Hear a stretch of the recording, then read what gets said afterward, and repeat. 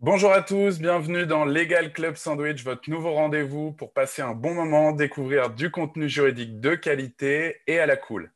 Alors aujourd'hui, c'est le talk numéro 5. Donc, je m'appelle Thibaut Caoudal, je suis cofondateur de Leeway. Pour faire cette émission, je suis accompagné de deux chroniqueurs exceptionnels. Audrey et Pierre, comment ça va aujourd'hui? Ça va super bien, merci. Ça va très bien Thibaut, mais une fois de plus, tu n'as pas dit ce que c'était que Leeway. Oui, exactement. Merci Pierre. Je vous sens en forme aujourd'hui, tous les deux. Je vous sens de bonne humeur. Hyper en forme. Leeway, c'est une solution de gestion des contrats SaaS qui aide les juristes tout simplement à réduire le temps passé sur la gestion des contrats et sur toutes les tâches administratives associées à ça pour consacrer plus de temps aux sujets plus stratégiques, plus structurants pour les boîtes. Voilà, merci pour la perche, Pierre. Est-ce que vous voulez vous présenter tous les deux ? D'accord, allez, je me lance. Donc, je m'appelle toujours Audrey Deléris. Je suis toujours chasseuse de tête depuis plus de 10 ans chez Fed Legal. Je recrute toujours des juristes, des directeurs juridiques, des fiscalistes, etc. Je suis toujours chroniqueuse au sein du Legal Club Sandwich tous les mardis, tous les jeudis. Et puis, j'ai toujours co-créé le premier réseau de juristes dans la tech avec Pierre, ici présent. Et je suis toujours ravie d'être là. Merci. Très bien. Eh bien, donc moi, Pierre Landy, Audrey est toujours là. She's still here. Et pour ce qui est de moi, donc Pierre Landy, je suis avocat, cofondateur de l'alliance ENCO. ENCO, c'est une alliance d'avocats dans les 5 principaux pays européens, Italie, Allemagne, Angleterre, Espagne et France. Et on travaille énormément avec les sociétés de la tech parce qu'on vient tous, les 5 fondateurs de Yahoo, nous ont passé des années. Et en ce qui me concerne en plus, j'ai développé donc une practice de ce qui s'appelle, le nom fonctionne mieux en anglais, je trouve, de executive mentoring. Donc, j'accompagne des directeurs juridiques, des senior leaders dans leur leadership et leur gestion au jour le jour des services juridiques, notamment, dont ils ont la charge. Voilà pour moi, et je vois que notre audience grandit pendant ces premières minutes d'intro. Je pense qu'il y a des gens qui sont habitués et qui nous rejoignent à 12h03 quand on a fini de se représenter à chaque fois. Et donc, aujourd'hui, un talk exceptionnel. Personnellement, ça m'a passionné. Je sais que Audrey et Pierre aussi, quand on a préparé ça ensemble avec Marion la semaine dernière, on a la chance, l'honneur d'accueillir Marion Bergeret, donc, qui est General Counsel chez Alan depuis 6 mois. Marion, tu as commencé ta carrière par des cabinets d'avocats à Paris et à Londres. Je sais que tu as aussi accompagné dès le début, dans le même temps, des entreprises tech en parallèle de tout ça. Et puis, tu as rejoint le monde de l'entreprise, d'abord chez Snips, qui s'est fait donc racheter par une entreprise américaine cotée, Sonos, donc qui fait des enceintes connectées. J'ai tout bon ou pas? Absolument. D'ailleurs, le rachat, c'était il y a 1 an aujourd'hui. Donc, c'est un peu jour de fête. Ok. Et donc, aujourd'hui, on va parler d'un thème qui est celui de la transparence et de la responsabilité distribuée chez Alan. Bon, on connaît tous la culture d'entreprise de Alan. On va dire quand même un mot dessus pour présenter le contexte à tout le monde. Mais ce qui nous a beaucoup intéressé, c'est justement l'impact de cette culture sur l'équipe juridique et sur ta vision aussi du juridique en interne. Est-ce que tu peux nous dire un mot peut-être pour commencer sur la culture, Alan? Oui, bien sûr. Donc, Alan, pour ceux qui ne connaissent pas, c'est la première mutuelle 100% digitale. C'est aussi la première mutuelle qui a reçu un agrément en France depuis plus de 30 ans. Donc, c'est une équipe qui s'est lancée là-dedans il y a 4 ans. Et en plus de faire vraiment vœu de disruption et d'innovation dans un domaine assez sclérosé qui est le monde de la mutuelle santé, l'équipe de fondateurs a aussi très tôt voulu avoir une culture d'entreprise forte est assez, disons, théorisé dès le départ. C'est-à-dire qu'ils ont très tôt écrit des choses, mis tout ça sur... Enfin, mis des mots sur tout ça plutôt que de laisser peut-être la chose grandir de manière organique. Et donc, ça donne une entreprise assez particulière et surtout assez affirmée sur sa culture aujourd'hui, 4 ans plus tard. La culture d'Alan, en fait, elle se démarque par des choses dont on a pas mal parlé dans les médias, notamment l'objectif d'avoir le moins de réunions possible. Donc, on dit qu'on n'a pas de réunions, on prend les décisions à l'écrit. Une autre chose qui marque les esprits, c'est qu'on a une transparence quasi totale dans la boîte, c'est-à-dire qu'on a chacun accès à 100% de l'information tout le temps, notamment sur les salaires, par exemple. Ça, c'est quelque chose qui est relevé souvent. Et puis, 100% des salariés sont... Je t'arrête juste Pardon. sur ce point. Quand tout Dis-moi, le Pierre. monde a accès au salaire de tout le monde, tu veux dire que de la réceptionniste au CEO, on voit les salaires absolument dans tous les détails de chaque personne de l'entreprise? Absolument. Non seulement on voit les salaires de chaque personne, mais on a en amont une règle de définition des salaires selon l'impact et l'ancienneté des personnes. Et donc, on a une grille qui permet finalement d'enlever l'élément de surprise quand on découvre le salaire de quelqu'un, puisqu'on peut le déduire assez facilement par l'impact. Donc, c'est un petit peu la valeur que la personne apporte à la boîte et son nombre d'années d'expérience. D'accord.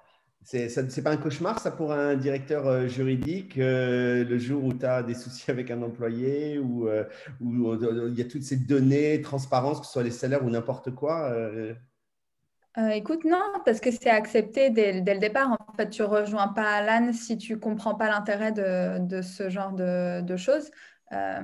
Et en fait, tout le monde est très rassuré par le côté très objectif et de la chose. Et puis, ça enlève tout un tas d'opportunités d'inégalité aussi, qui sont finalement des opportunités de tous se sentir mieux dans le collectif. Et moins de se battre chacun pour son bout de gras, en fait. Donc, c'est plutôt vertueux. Il y a des choses qui t'ont quand même étonné, notamment lorsque tu es arrivé il y a 6 mois. Tu es passé par d'autres boîtes avant. Est-ce que tu t'es dit, OK, il y a quand même des choses qui vont être particulières à gérer. Est-ce que tu peux nous partager ça? Oui, bien sûr. Moi, quand je suis arrivée chez Alan, bon, j'étais quand même pas loin au niveau culturel. C'est-à-dire, c'est une culture dans laquelle moi, j'ai pu m'inscrire assez naturellement par à la fois l'expérience que j'avais eue en cabinet et la formation à la rigueur qui coïncide vraiment avec la culture d'excellence d'Alan. La culture anglo-saxonne dans laquelle moi, je me suis inscrite depuis toute petite aussi, et puis dans mes études, qui prône un peu ce côté moins perfectionniste, un peu plus scrappy, plus start-up. J'avais passé du temps à San Francisco. J'avais très tôt bossé avec des entrepreneurs pendant mes études aussi, des choses comme ça. Et puis, culturellement, c'était un milieu qui m'était familier. Et puis, la culture aussi un peu plus importante, plus grosse boîte que finalement la petite start-up Snips dans laquelle j'étais avant. Et aussi le fait qu'on tende vers le fait de devenir une encore plus grosse boîte et de scaler, ben finalement, mon passage chez Sonos m'a beaucoup aidé aussi à voir à quoi ça pouvait ressembler quelques étapes de développement plus loin. Donc, tout ça, j'étais prête à faire la synthèse et puis c'est des sujets qui m'ont toujours animée aussi. Pour autant, quand je suis arrivée, évidemment, je reste juriste et des choses comme la transparence totale sur le principe, bah forcément, ça fait un petit peu peur. Et on se dit, non seulement, bon, peut-être que les effets qu'il peut y avoir des effets de bord compliqués à gérer, mais aussi, est-ce que tout ça est légal? Qu'est-ce que je vais devoir regarder pour rattraper les choses qu'on a installées alors que c'était pas conforme à la loi même. Et finalement, je dois dire que honnêtement, dès le deuxième jour, j'étais rassurée sur tout ça parce que transparence totale, par exemple, c'est pas en fait, ils ont leurs principes chez Alan depuis le début, mais depuis le début, ils sont aussi très intelligents et puis très à l'écoute de de tout ce qu'on peut de tout ce dont ils se nourrissent en fait. Ils se nourrissent énormément. C'est pas des choses qui sont faites de manière arbitraire au hasard. Et finalement, ils ont réussi à établir ces principes tout en voulant toujours très bien faire. Et très bien faire, ça passe aussi par le fait de ne pas être des voyous, de ne pas être des bullies non plus. J'utilise un peu de franglais, mais de ne pas vouloir forcer les choses. Et finalement, tout ça est à la fois très consensuel et très réfléchi. Et les effets en plus, en pratique, sont honnêtement impressionnants. Et en pratique, justement, là, tu nous parlais de transparence vis-à-vis des rémunérations des collaborateurs. Est-ce qu'il y a d'autres exemples qui participent au bien-être du coup et au bon fonctionnement justement de la collaboration entre vous tous? Oui, bah, en fait, de manière beaucoup disons beaucoup plus générale, la transparence, c'est le fait de documenter par écrit toutes les décisions qu'on prend. Et en fait, la documentation, elle se pousse plus loin dans le sens où on ne documente pas seulement le résultat d'une décision, on documente même l'ouverture d'une prise de décision, c'est-à-dire comme l'ouverture d'une réunion en quelque sorte. Donc, on va pousser la transparence au point que à chaque fois qu'on m'annonce quelque chose en tant que salarié, par exemple, je peux aller voir les étapes, la réflexion qui a été menée pour arriver à cette décision. Donc, c'est incroyablement puissant comme outil parce que dans tous les aspects, chaque personne qui constate quelque chose peut toujours aller fouiller un petit peu plus loin pour voir un petit peu quels ont été les intérêts qui ont été présentés, qui a collaboré à la décision, et puis derrière, pourquoi l'arbitrage a été fait dans un sens ou dans un autre. Ça rend les décisions très robustes parce que les bonnes personnes souvent ont été impliquées au bon moment, et puis même ex post, on peut aussi revenir et dire, en fait, je crois que vous avez oublié cet aspect, peut-être qu'il faut rouvrir la décision.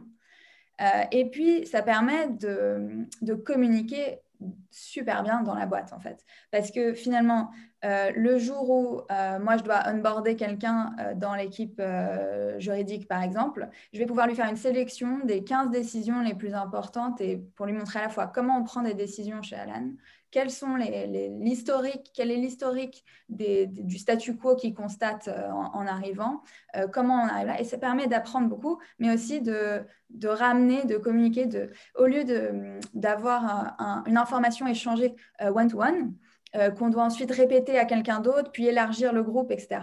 Là, on est en permanence dans une logique où l'information, elle est disponible pour tout le monde, elle n'est pas lue par tout le monde au moment où elle est créée. Parce que chacun a ses priorités et personne n'a le temps de lire tout ce qui se passe dans une boîte, heureusement.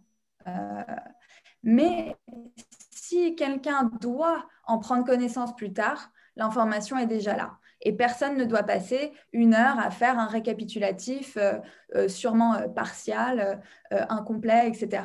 Des choses qui se sont échangées. Et donc, okay. Du coup, pardon. Vas-y, Pierre. Il y a combien de réunions, alors je dis pré-Covid, mais physiques chez Alan en une semaine? C'est quoi? C'est 1, 2 dans ta vie? C'est même pas, c'est moins que ça, c'est plus? Alors, ça dépend des métiers, mais moi, pour moi, je dirais que je tourne en moyenne à entre 0 et 3 réunions par jour. Et il y a plusieurs jours dans la semaine où j'en ai aucune. Aujourd'hui, vous êtes ma seule réunion, par exemple. On est ravis. Mais vraiment, on fait tout en asynchrone, en fait. Et je peux vous dire qu'à la fois, vous êtes ma seule réunion aujourd'hui et que j'ai déjà collaboré sur 4 décisions depuis que j'ai commencé à travailler ce matin. Alors justement, comment vous collaborez en interne concrètement?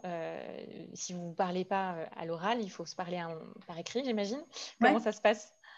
On a adopté, si tu veux, des outils où on a un peu normé notre comportement sur chacun de ces outils. Donc, on s'est mis d'accord sur des règles d'utilisation et sur quel outil était le plus approprié pour quelle interaction, en fait. Donc, on a 3 outils principaux qui participent à ça. Le premier, c'est Slack. Slack, c'est un outil disons, un peu de messagerie instantanée, mais en même temps qui a vocation à pouvoir communiquer en groupe selon des thèmes organisés dans des chaînes, en quelque sorte. Et Slack, on veut que ça soit limité soit à disons, à des interactions ponctuelles, soit des annonces, des communications un peu comme sur la place du village, disons. Et donc, on ordonne un peu les chaînes qu'on suit les uns les autres, avec certaines chaînes qui sont à lecture obligatoire, comme la chaîne qui comporte les annonces qui doivent être lues par tous les collaborateurs. Il y a des annonces plus ou moins importantes. Les plus importantes, on va les poster dans cette chaîne qui doit être lue à tout moment. Ensuite, on a un outil qui s'appelle GitHub, qui est en fait au départ un outil de code, de développeurs, de collaboration sur le développement de logiciels, en fait, qui permet à plusieurs développeurs d'écrire ensemble du code et que leur code fonctionne ensemble et soit publié dans la même base ensuite. Nous, on l'a détourné très tôt pour en faire un outil dans lequel on prend des décisions et on sauvegarde ensuite la conversation par laquelle on a pris une décision. Et c'est un outil par lequel on peut collaborer de manière asynchrone, comparé à Slack qui est plutôt synchrone. Dans GitHub, on va ouvrir une discussion, ça s'appelle une issue dans GitHub, et la personne qui ouvre la discussion est celle qui a besoin que la décision soit prise et qui va la cadrer. Cette personne va du coup poser la problématique, transmettre les informations qui sont à son avis nécessaires pour contexte autour de la décision, et puis faire une proposition, dire voilà comment j'imagine que cette décision pourrait être prise, et voilà les questions que j'ai pour chaque personne que j'implique dans la décision pour m'aider à prendre cette décision. Donc il va vraiment nommer entre 2 et 10 personnes dont il a besoin de la contribution. Et puis, ces personnes, on va leur donner une deadline. On va leur dire, je compte fermer cette décision dans 4 jours. Et donc, ces personnes ensuite contribuent pendant ces 4 journées-là. Et à la fin, la personne qui a ouvert la discussion rassemble les contributions, les synthétise, soulève d'autres questions s'il faut en cours de route, mais ensuite va publier une conclusion à cette décision.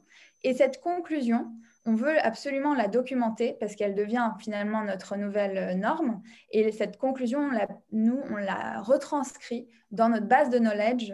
Donc, c'est notre 3e outil qui s'appelle Notion et dans lequel on documente toute la manière de fonctionner d'Alan. On veut que ça soit vraiment l'endroit où n'importe qui peut chercher n'importe quelle information dont il a besoin et de manière autonome la trouver et puis du coup qu'on n'ait pas à lui répéter.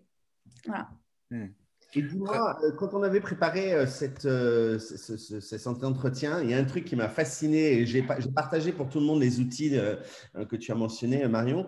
Mais en termes de accountability, parce qu'on a parlé de transparence, mais il y avait un autre élément, c'est accountability, c'est vraiment posséder ses décisions.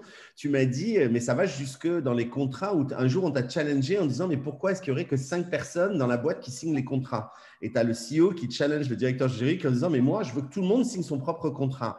Tu peux nous raconter ça? Oui, bien sûr. Justement, donc, un des gros chantiers que moi j'ai mis en place quand je suis arrivée, c'est la contractualisation au sein d'Alan. Donc, tous les types de contrats qu'on peut signer, du contrat de logiciel où on veut que nos équipes d'ingénieurs puissent choisir les outils avec lesquels ils fonctionnent, ou intégrer des solutions dans notre app sur lesquelles notre business dépend, jusqu'au contrat fournisseur pour le bureau, en passant par des contrats de partenariat au niveau de notre structure d'assurance, ou de la collaboration sur de la communication, la fourniture d'autres services de growth, de lead generation, des choses comme ça que toutes les boîtes font, tous les contrats. Et en fait, je suis arrivée, il n'y avait pas vraiment de contrat, de process en place. C'était un petit peu à qui avait l'initiative de solliciter quelqu'un de plus senior pour un peu revoir le contrat sur lequel il travaillait, ou d'autres personnes qui ne réalisaient même pas qu'ils signaient des contrats quand ils acceptaient des terms and conditions, par exemple. Donc, dans l'esprit toujours de ce qu'on appelle l'ownership distribué, donc la responsabilité distribuée chez Alan, on ne veut surtout pas que ça y est, une juriste qui est arrivée chez Alan, on va faire passer tous les contrats par cette personne qui, par ailleurs, n'a pas une bande passante illimitée et dont l'équipe n'a pas vocation forcément à s'agrandir urgemment non plus, en tout cas au niveau qu'il faudrait pour que chaque contrat soit revu. Et en fait, ça crée un challenge de pragmatisme parce qu'il va falloir prioriser entre les contrats et puis établir dans la tradition d'Alan des espèces de règles réplicables pour dire quels contrats doivent être revus ou non par le juridique. Mais surtout, on a mis en place des guidelines, des process, des ressources d'éducation, de training pour que chaque personne chez Alan puisse déjà s'engager dans la lecture d'un contrat. Mais non seulement on veut qu'il puisse le faire, mais on exige qu'il le fasse. C'est-à-dire que la responsabilité distribuée, ce n'est pas juste une liberté, c'est réellement une responsabilité. On n'est pas là pour avoir des product managers qui n'ont jamais ouvert le code de la santé, par exemple. On veut que ceux qui créent des produits d'assurance maîtrisent les règles du droit des assurances aussi. Et du coup, on veut qu'un ingénieur sache aussi quelles sont les clauses les plus importantes dans les TNCs d'une solution logicielle, d'un outil d'emailing qui souhaite intégrer dans le stack d'Alan. Tu dois faire rêver, Donc ça, déjà, tu dois faire rêver un nombre incalculable de directeurs juridiques, notamment qui sont tout seuls dans leur poste, parce que ce que tu décris, c'est le fait que tous les contrats passent par le directeur juridique, que le directeur juridique doit être le garant du code des assurances, du code de la santé, de tout. C'est l'espèce de cauchemar de tout juriste qui est seul. Et vous avez, semble-t-il, crack the code. Et je vois que Stéphane nous dit, mais quel programme d'éducation, comment est-ce que, j'imagine qu'il y a du travail d'éducation, de training interne, et voire même peut-être les profils que vous recrutez en amont pour arriver à ce résultat? Bien sûr, alors tu as tout à fait raison. Je pense sur le recrutement, on fait vraiment très attention au fit culturel dans le recrutement et un des impératifs, c'est que ce soit des personnes qui sont à la fois portées vers l'excellence, mais qui sont aussi ce qu'on appelle scrappy, qui sont des généralistes en quelque sorte. Par exemple, nos ingénieurs sont tous full stack. On ne veut pas trop de spécialistes parce qu'on ne veut pas créer de silos. Donc, moi, c'est ce que je dis toujours. Je dis, je suis la legal community chez Alan, mais en fait, chaque Alaner va devenir un membre de cette communauté juridique. C'est des profils qui ont envie de pouvoir être responsables de leurs décisions. Et à l'inverse, on érige cette règle chez Alan et du coup, on peut se l'opposer ensuite aussi. Donc, c'est fair game quand on est chez Alan. Si on remarque que quelqu'un a peur de s'engager deep dans un sujet, c'est-à-dire de creuser un peu le truc juridique parce que c'est le juridique, on va pouvoir lui dire attention, ça, c'est pas tout à fait conforme à nos valeurs. Tu es trop timide tu devrais prendre ce contrat à bras-le-corps parce que tu as un esprit aussi capable que le mien pour te l'approprier et c'est ce qu'on attend de toi d'ailleurs. Et ça c'est un autre point indispensable qui va avec tout ça, c'est une culture à la fois du feedback et de l'amélioration continue. C'est-à-dire qu'on ne se repose jamais sur ses acquis, on n'a aussi jamais d'ego mal placé et on se donne du feedback en permanence. Donc moi-même, quand je crée un process pour revoir des contrats, mon premier réflexe, c'est que derrière, les premiers utilisateurs de ces guidelines, de ces process, je prends leur feedback. Je leur demande, est-ce que c'était clair? Est-ce que ça t'a aidé? Est-ce que ça t'a semblé proportionné? Quelles sont tes suggestions pour l'améliorer, en fait? Et c'est ça qui te permet justement, en fait, d'inculquer aussi un peu une culture juridique en interne auprès des différentes personnes, au-delà du profil des personnes que vous allez recruter. Toi, tu as aussi mis ça en place pour justement un peu diffuser le juridique dans la boîte. Ouais, après, franchement, c'est pas facile, hein. C'est un travail de tous les instants et c'est un peu mon plus gros chantier depuis que je suis arrivée, c'est diffuser la culture juridique, faire comprendre à quoi on peut servir et surtout comment le juridique va pouvoir accélérer des décisions. Ce qu'on dit toujours justement chez nous, c'est le juridique est là pour clarifier la ligne rouge, qui est notre ligne dont on veut se rapprocher le plus possible. Donc finalement, on va permettre aux gens de prendre des décisions mieux informées, plus qualitatives et finalement aussi plus rapides. Donc vraiment, c'est l'inverse d'un ralentisseur, d'un bottleneck, etc. Il faut accepter évidemment de ne pas avoir le contrôle. Et ça, dans les esprits de juristes, ça peut être aussi un petit peu compliqué à assumer. Mais moi, je me dis toujours, finalement, il y a 6 mois avant que j'arrive, ça aurait été pire. Donc là, de toute façon, même si les choses passent entre les mailles, disons, de ces process, collectivement, la qualité des décisions qu'on prend, elle est améliorée. Et ça, c'est un autre angle. 80% des contrats, ils ne sont peut-être pas idéaux, mais de toute façon, ça passe et ça suffit par rapport à l'état de la situation où on est Alan aujourd'hui à 250 salariés, etc. Et puis les 20% les plus stratégiques, eh bien, ils vont arriver, de toute façon, ils vont remonter. Et j'imagine que vous allez vous adapter au fur et à mesure. J'imagine qu'Alan a 250 avec les salaires transparents chez tout le monde qui décide du contrat, prend ses décisions. Ce ne sera peut-être pas le Alan à 3000 personnes. Enfin, c'est un procès évolutif, j'imagine. Absolument, c'est non seulement un process évolutif, c'est un alignement de… En fait, c'est ça qui est très, très, très challenging quand on est juriste. C'est qu'on est recruté pour mieux définir le risque dans une boîte qui a un très grand appétit pour le risque. Alors, le vrai challenge, c'est voir ce que ça veut dire pour le juridique d'avoir le même appétit pour le risque que le reste des métiers. On ne veut pas être la police, on ne veut pas être la barrière, on veut plutôt montrer des chemins possibles, on veut plutôt montrer des voies plus pratiques, des choses qui vont permettre sur le long terme, voilà, des investissements à faire et puis partager un petit peu d'expérience. Mais du coup, le réflexe, ça va toujours être de dire voilà comment on peut faire ça. Plutôt que je vois tel et tel risque de faire ça. Et ça, je pense, c'est un super exercice et je ne l'ai pas inventé, c'est vraiment l'idéal de tout juriste en entreprise, c'est de commencer par oui et puis de voir les upsides en évitant de trop mettre en avant les downsides qui, forcément, nous, les risques, on les a identifiés dans notre tête de juriste pour pouvoir donner un conseil, mais on va éviter d'en faire l'objet focal, en fait. Et ensuite, voilà, ce que je voulais dire aussi, Pierre, pour répondre à ta question, il y a un autre principe chez Alan, qu'on édite tous la boîte. C'est-à-dire on est tous responsables d'améliorer en permanence la manière dont on fonctionne et de prendre en compte de nouvelles informations, de nouvelles réalités. Et c'est vraiment une exigence et un challenge de ne jamais se reposer sur quelque chose qui a été fait même il y a 3 jours.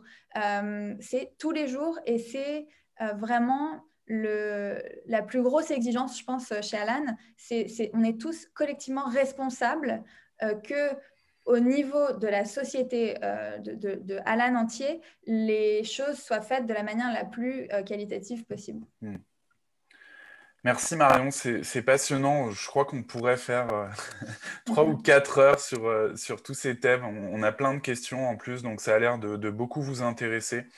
On va garder ces questions-là, on va y répondre juste après les chroniques de vos chroniqueurs préférés. Mais merci Marion, c'était super. Je vous en prie. Jingle, Pierre. Jingle, ça c'est mon moment. Get the fever.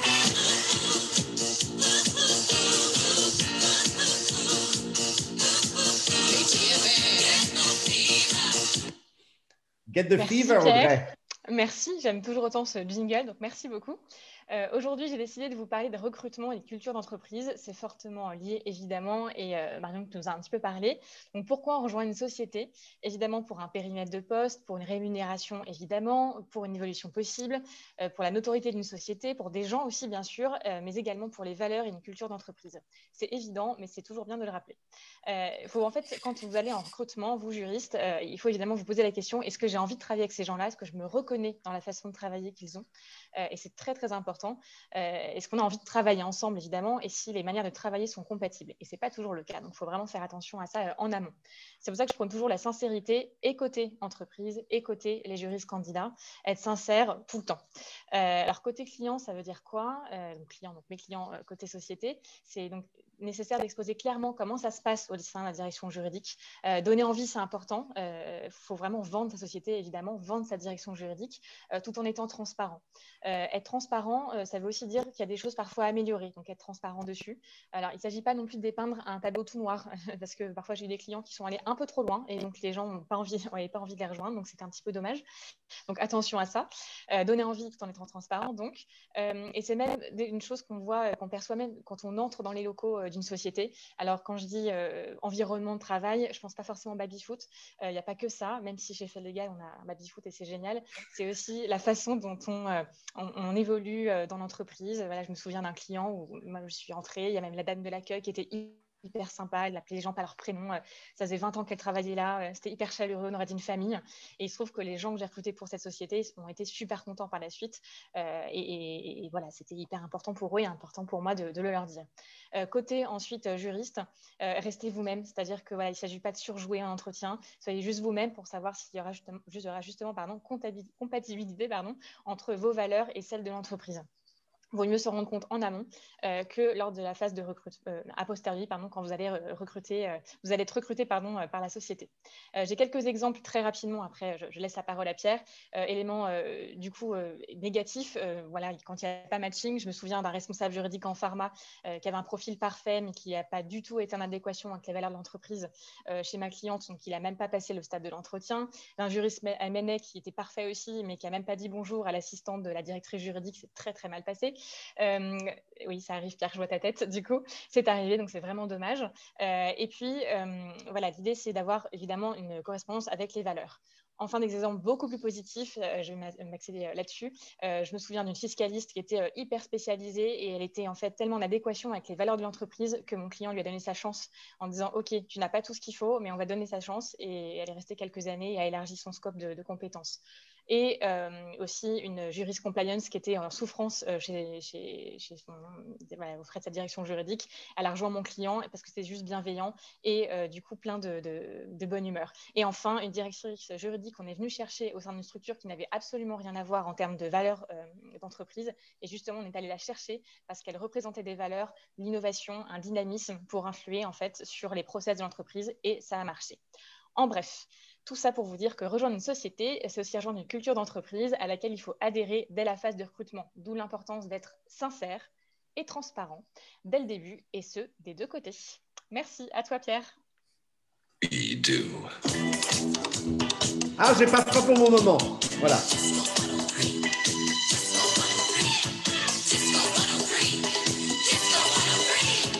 Moi, j'adore le mien. Eh bien, écoute, je vais rebondir. Moi, je vais vous parler de l'onboarding, justement, d'un salarié. Et oui, parfois, je parle de choses un petit peu sérieuses parce que je pense que, voilà, après ce qu'on a entendu chez Alan, c'est très, très important, non seulement la phase de recrutement, mais la phase d'onboarding, c'est-à-dire l'accueil du salarié. Alors, Audrey, on ne s'était pas concerté, mais tu m'as volé, sans le savoir, certaines des premières choses. J'allais vous dire que l'onboarding, ça commence en fait avant que le salarié n'arrive. Ça commence au moment du recrutement, effectivement, parce que s'il est totalement possible d'avoir une diversité de forces dans une équipe, des gens plus techniques, des gens qui ont plus de force de communication, et c'est même encouragé, ce qui n'est pas possible, c'est d'avoir une diversité d'état d'esprit. Ça, il faut vraiment que l'état d'esprit, les valeurs justement de l'entreprise soient respectées. Et ça, c'est quelque chose qu'il va falloir vérifier lors de vos recrutements, grâce notamment à nos amis du cabinet FedLegal, #publicité.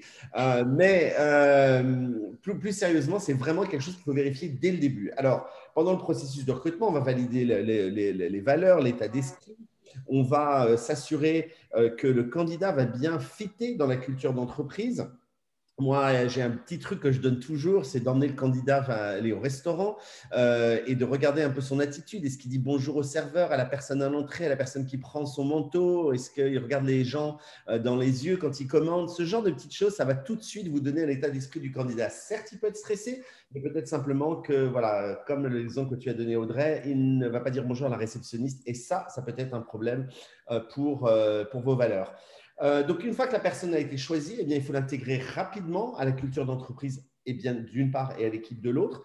Comment le faire? Il y a toutes sortes de façons. Moi, je suis assez pour ce qu'on appelle les Induction Day, les jours d'intégration dans l'entreprise. Bon, vous savez tous maintenant, si vous suivez l'Eagle Club Sandwich, que je suis un passionné de Disney. Vous savez que j'ai commencé ma carrière en étant cast member à Euro Disney, à vendre des billets avec mes diplômes de droit. Eh bien, la première chose qu'on fait chez Disney lorsqu'on arrive, que l'on soit le CEO de la boîte, le nouveau Chief Financial Officer ou le nouveau balayeur, on a une journée d'induction sur la tradition Disney, la culture. J'ai moi-même été prof de tradition Disney à l'époque, donc c'est vous dire si je la maîtrise.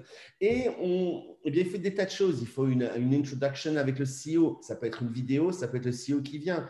Quel est le but, la mission de la société? Quelle culture il y a? Quelles sont les clés? Quelles sont les choses importantes dans la société? Comment que les grands départements se présentent? Quelles sont peut-être une visite d'une usine s'il y en a une ou du parc à thème lorsqu'on est chez Disney? Et comment on va finir cette journée d'induction? Peut-être un badge, peut-être un cadeau, peut-être des goodies de l'entreprise, etc. Et idéalement, accueillir le salarié avec son ordinateur, son mail, sa fiche sécurité, toutes les infos dont il a besoin. Le salarié arrive, va se dire, ah ben ok, moi, on m'attendait et les choses voilà, ont été préparées pour moi.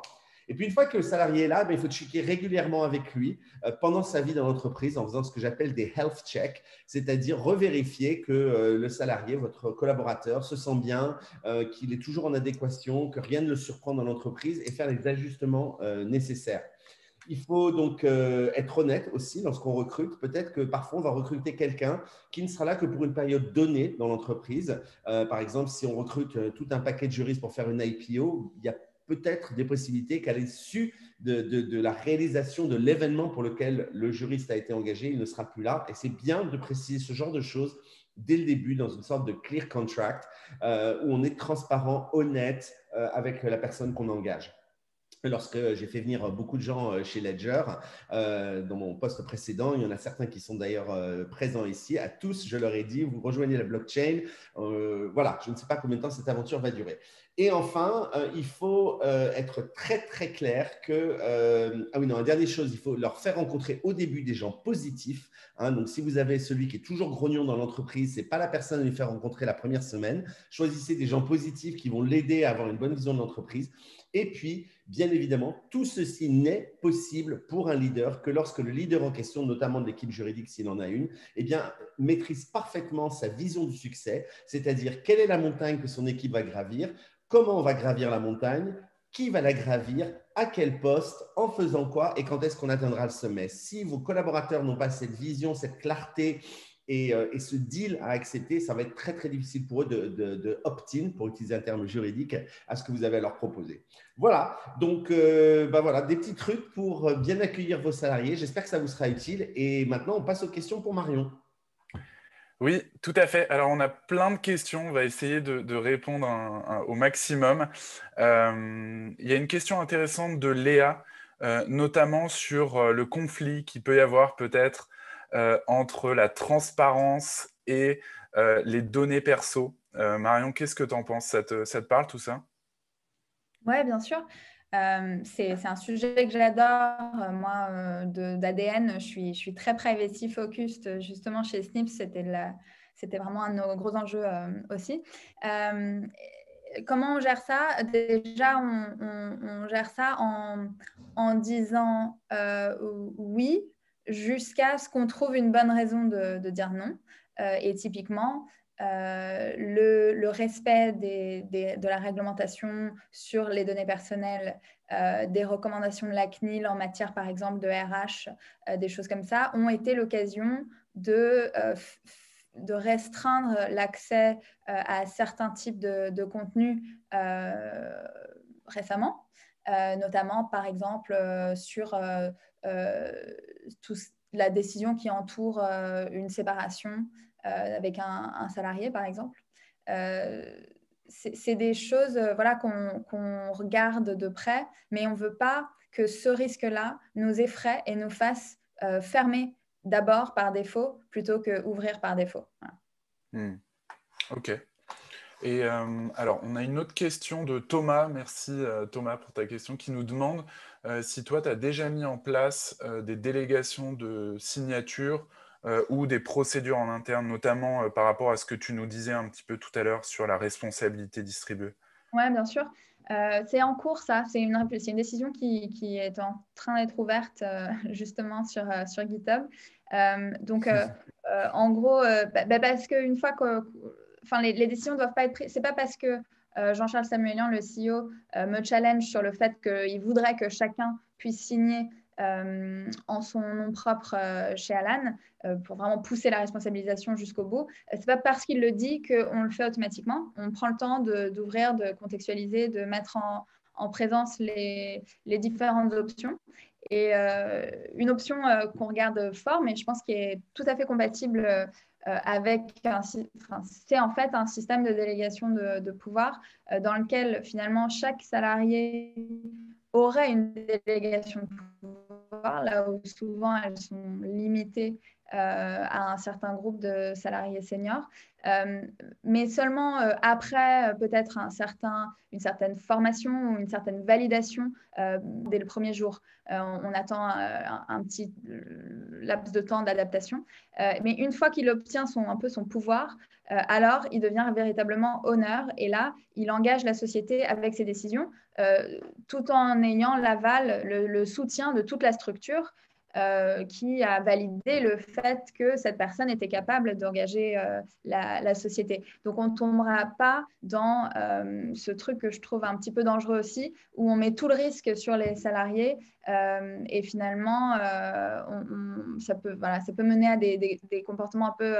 ça peut créer des stress et finalement, ce n'est pas ce qu'on souhaite non plus. On veut que tout le monde se sente soutenu dans sa prise de risque, en fait. Ok. Bon, j'espère que Thomas, ça répond à ta question. Et il y a Léa, entre-temps, qui a précisé un peu la sienne, qui nous demande si tu as des tips justement pour sensibiliser un peu les équipes à la protection des données perso, par exemple. Ouais, moi, un truc que je trouve qui marche pas mal, c'est de communiquer beaucoup sur les succès et aussi les échecs. Donc, par exemple, quand finalement sensibiliser aux enjeux en faisant ça. Donc, on peut poster des messages un peu avec du storytelling où il y a eu un petit loupé impliquant des données perso. Il ne faut surtout pas, je pense, communiquer en mode épouvantail, c'est-à-dire agiter des risques qui paraissent très abstraits et très peu probables aux autres métiers. Il faut penser que tout le monde dans la startup est pas risk-averse et voit plutôt la probabilité des choses comme plutôt basse, là où nous, on identifie le risque et on oublie parfois de compléter. Mais leur raconter des histoires, leur montrer des choses en pratique, ça peut vachement aider. En plus de méthodes plus classiques comme des formations asynchrones ou synchrones, etc. Ok. Il y a Aude qui nous posait une question. Salut Aude. Notamment sur l'utilisation d'outils US alors que le Privacy Shield a été invalidé. Comment vous vous positionnez là-dessus chez Alan? Ça, vraiment, pareil que tout le monde, hein. On est dans la même galère sur ces sujets-là que n'importe qui. Nous, on a vraiment à cœur de protéger les données de nos membres. On traite des données de plus en plus, disons, privées, dans le sens auquel nos membres tiennent de plus en plus au fur et à mesure qu'on devient réellement un partenaire de santé au-delà de nos services d'assurance. Et donc, on s'engage à plusieurs choses. C'est-à-dire, par exemple, que les données de santé de nos membres sont traitées en Europe. Donc, on a, comme tout le monde, activé les options chez nos hébergeurs pour que ça puisse se faire. On met aussi des moyens importants dans la protection des données de santé. On met en œuvre, par exemple, le cryptage de bout en bout pour les conversations entre nos membres et les médecins. Donc, on fait tout ce qu'il faut. Voilà. Après, sur d'autres outils, pour l'instant, on utilise des clauses contractuelles type quand le meilleur outil reste américain et qu'on n'a pas de raison business forte de vraiment rapatrier les données vers la France. Mais c'est sûr que c'est un sujet auquel on est super sensible, super attentif. Et d'ailleurs, on a communiqué là-dessus sur notre choix d'hébergement avec AWS, qui est un Américain. Ouais, j'ai vu. Ouais, et je pense que justement, nous, on est vraiment aussi pro-transparence dans ce genre de choses, y compris pour trouver des solutions viables qui soient à la fois protectrices des intérêts des personnes concernées et faisables pour le business. Ok. On a pratiquement... Ah, pardon, j'avais deux questions, je pense, Pierre. hyper rapides qui ont été posées. Je te les pose en boucle. Un, l'assurance Alan pour le particulier, est-ce que c'est pour bientôt? Manifestement, tu as convaincu, super commercial aussi, Marion. Et deux, maintenant que tu es en start-up, penses-tu pouvoir être en mesure de repartir sur une position juridique standard pour finir avec les questions avec ces deux-là? Oui, super intéressant. Sur l'offre pour les individus, déjà pour les professions libérales, c'est possible aujourd'hui d'être membre Alan. On a aussi des produits complémentaires santé qu'on peut souscrire en plus de sa mutuelle existante pour des salariés. Et donc, on a une solution à peu près pour tout le monde aujourd'hui sur Alan. Et sur ta question, est-ce que j'envisage de retourner vers un métier juridique plus traditionnel? Aujourd'hui, non, j'ai absolument pas fait le tour de tout ce que j'ai à apprendre et à créer aussi. C'est vraiment un poste dans lequel moi, je me sens très épanouie aujourd'hui. C'est une échelle de croissance aussi qui me promet d'apprendre beaucoup encore. Je pense qu'un des gros enjeux du premier juriste en start-up, c'est d'arriver aussi personnellement à scaler avec la société que j'accompagne. Ça, c'est un énorme challenge. Je pense que c'est vraiment l'objectif des prochaines années pour moi.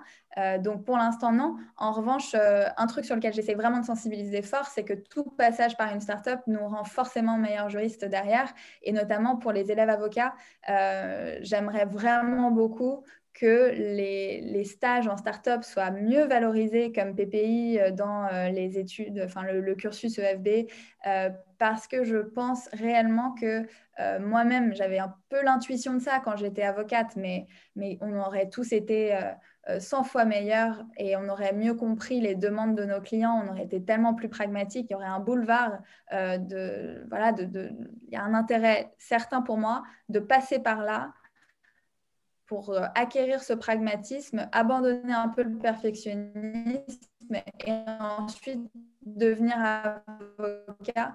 Je pense que les clients en seraient éternellement reconnaissants. Ok, bon, le message est passé. D'ailleurs, je crois que tu recrutes en ce moment dans l'équipe juridique chez Alan. Donc, n'hésitez pas à aller regarder ça parce qu'il y a des postes intéressants. Merci Marion. On a dépassé un peu, franchement, on aurait bien aimé dépasser plus. C'était génial, on a eu plein de questions. Merci à tous les auditeurs aussi. On est ensemble jusque la fin d'année, au moins jusqu'au 17 décembre. Si vous voulez regarder les prochains talks, vous pouvez aller sur la page donc, qui s'appelle club-sandwich.legal. Il y a tous nos events. On a fait aussi une page LinkedIn pour vous permettre de suivre tout ça. On va communiquer dessus. N'hésitez pas à aller vous abonner à cette page LinkedIn pour voir tous les events qui vont sortir. Et puis, pour annoncer le prochain talk de jeudi, on aura la chance d'avoir Catherine Brel, donc, qui est Deputy General Counsel chez Groupe Renault et qui, elle, est aussi passée par des boîtes tech, pour le coup des géants de la tech. Hein. Elle est passée par Amazon, par Yahoo, voilà, par des grosses structures comme ça, par eBay également. Et maintenant, elle est dans l'industrie automobile, donc elle va nous raconter un petit peu son parcours. Voilà, donc soyez nombreux. Jeudi, on vous retrouvera en grande forme. Eh bien, c'est super. Allez, à jeudi. Merci Marie. À jeudi. Merci à vous.